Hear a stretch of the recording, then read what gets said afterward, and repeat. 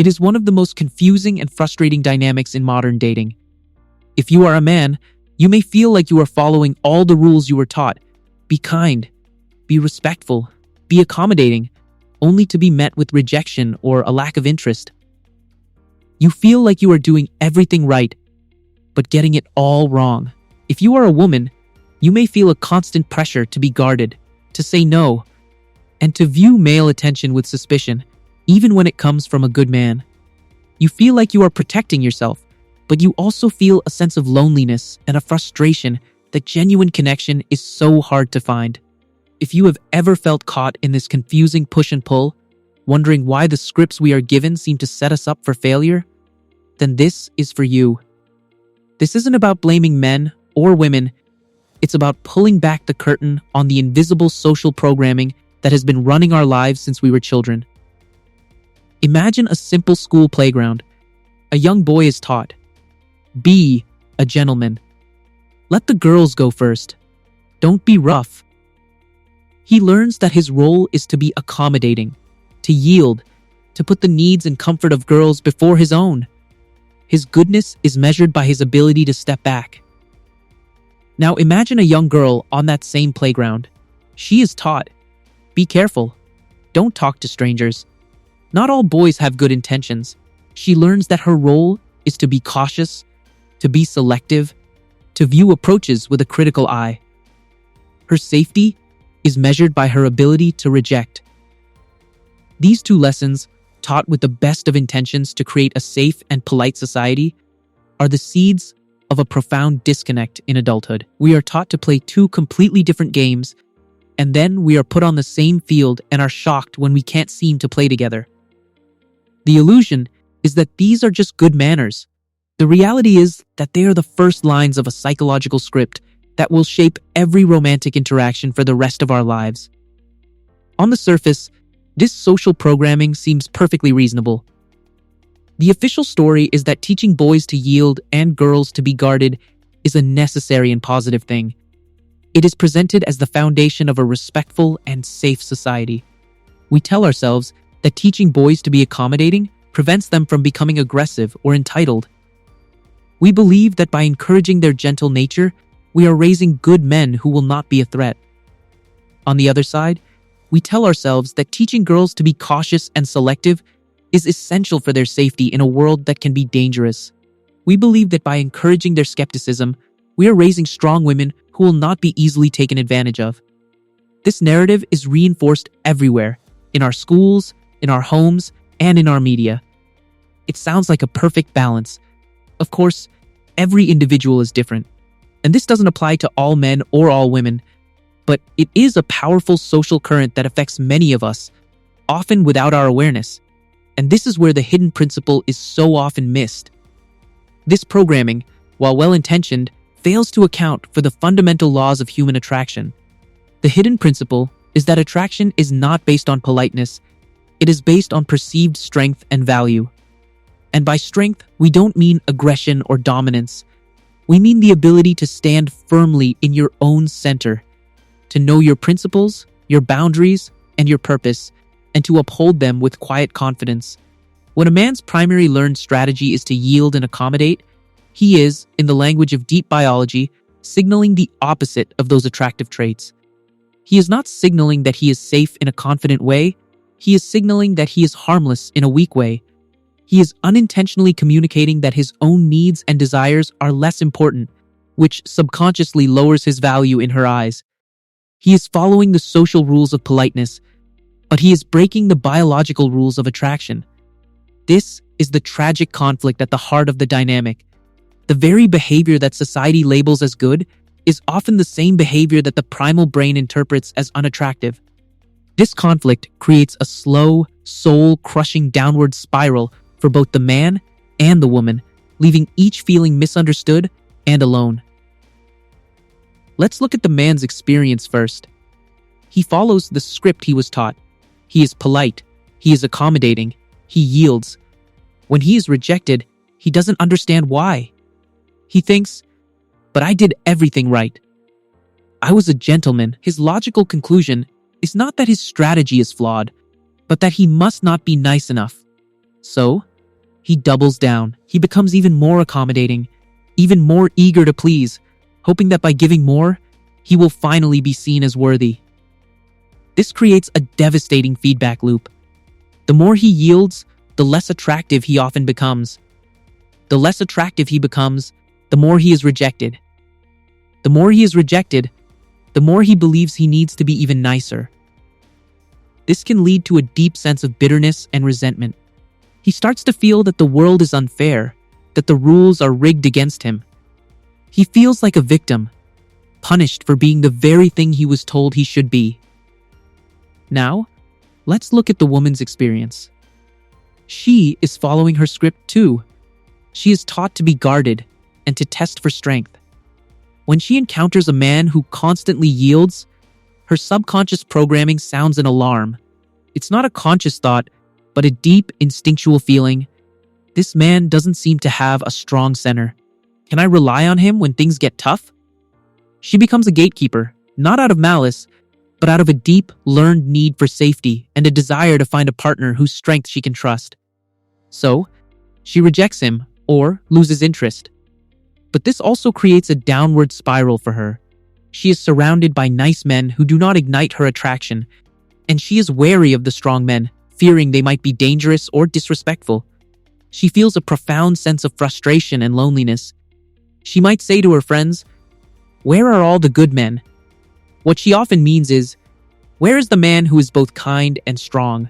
She is stuck in a paradox, taught to desire a quality strength, confident that she is simultaneously taught to be suspicious of. This leads to a cycle of dating and disappointment, leaving her feeling isolated and wondering if her standards are simply too high. Both are left feeling confused and alone, each perfectly playing the losing role they were assigned in childhood. Let's make this dynamic concrete with a real-life story. We'll call them Liam and Sarah. Liam was raised to be the perfect gentleman. His mother always told him, "Happy wife, happy life," and he took that lesson to heart. From the very beginning of his relationship with Sarah, his primary goal was to make her happy by agreeing with her. If she wanted to eat at a certain restaurant, they went there. If she wanted to visit her family on a weekend he had hoped to relax, he would say, "Of course, whatever you want." He saw himself as a supportive, loving partner. Sarah, on the other hand, was taught to be a strong, independent woman. She was told to never settle and to make sure her partner respected her. Initially, she found Liam's agreeableness to be sweet. It was a nice change from more selfish men she had dated. But over time, a subtle and corrosive change began. The turning point happened during a conversation about their future. Sarah brought up the idea of moving to a new city for a job opportunity she was excited about. It was a major life decision. Liam, without a moment's hesitation, immediately said, "That sounds amazing. If that's what you want, I'll support you 100%. I can find a job there, no problem." He thought he was giving her the ultimate gift of support. But what Sarah heard was something entirely different. She didn't hear support. She heard a lack of a personal center. She heard a man who was willing to uproot his entire life without even a discussion about his own career, his own friends, his own desires. In that moment, a switch flipped in her mind. A quiet, uncomfortable question began to form. Does this man have any direction of his own? If he's willing to follow me this easily, would he follow anyone? Can I trust the leadership of a man who doesn't seem to have a map of his own? She didn't say any of this out loud, but her attraction began to wane. The man she saw as sweet now seemed directionless. The relationship continued for another year, but it was hollow. Liam kept trying to please her, and Sarah kept feeling a growing, inexplicable sense of dissatisfaction, a feeling that she was leading a life for two. Eventually, she ended it, leaving them both confused and heartbroken. This is the moment of quiet tragedy. It's not a single event, but the slow, painful realization that the very foundation of the relationship was flawed from the start. For Liam, the climax is the moment Sarah leaves.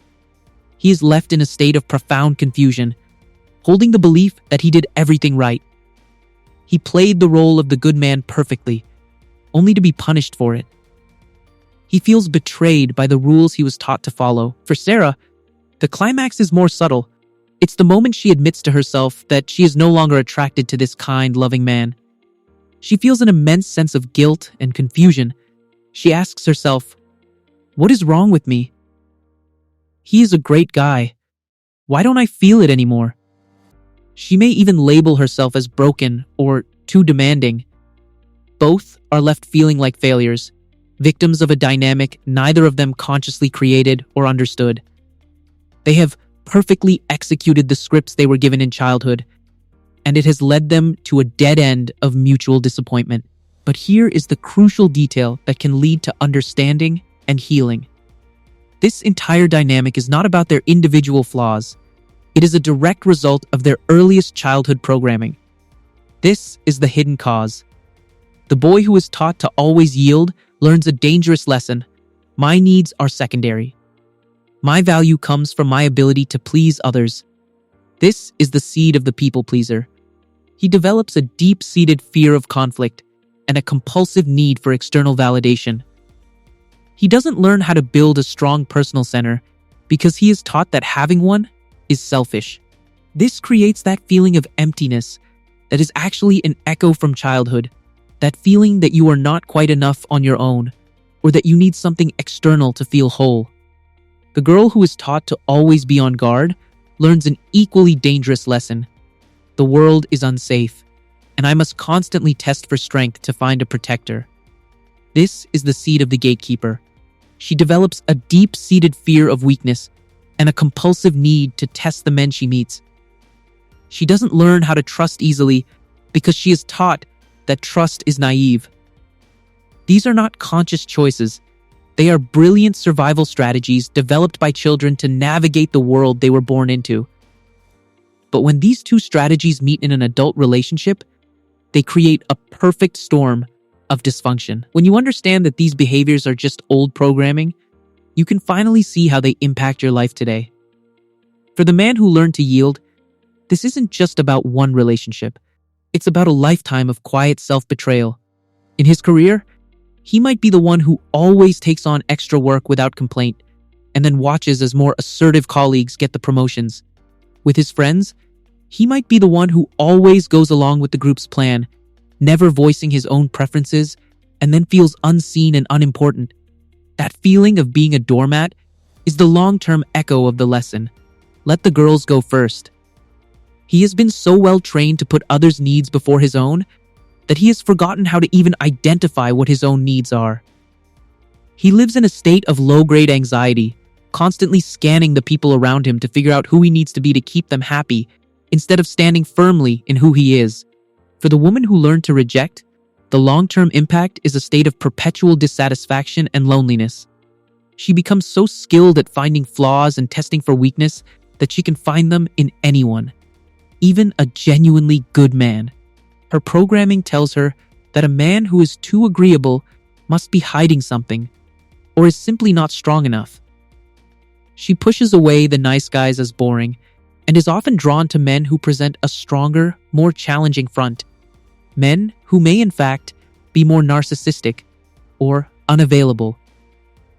As the therapist Esther Perel says, desire needs mystery. When a man yields completely, he closes that space of separation that allows for tension and excitement.